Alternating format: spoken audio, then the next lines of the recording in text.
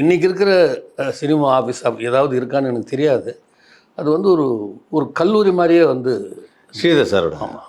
அதாவது அங்கே வந்து சைட் அண்ட் சவுண்டுன்னு ஒரு American magazine, okay, cinema magazine, cinematographer வரும்.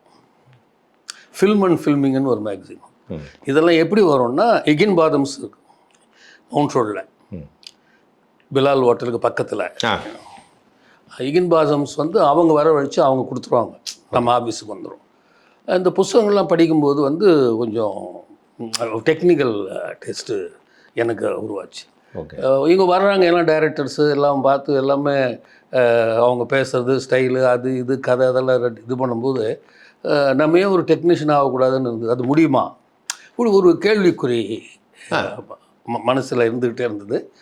அதாவது ஒரு பாட்டு கண்ணதாசன் சார், இளமையெல்லாம் வெறும் கனவு மயம் அதில் மறைந்தது சில காலம் அப்படின்னு எழுதிருப்பார். எங்க மாலை பொழுதின் மயக்கத்து. மாலை பொழுதின் மயக்கத்து ராஜா சார் கூட அந்த பாட்டை பற்றி சொல்லியிருக்காரு.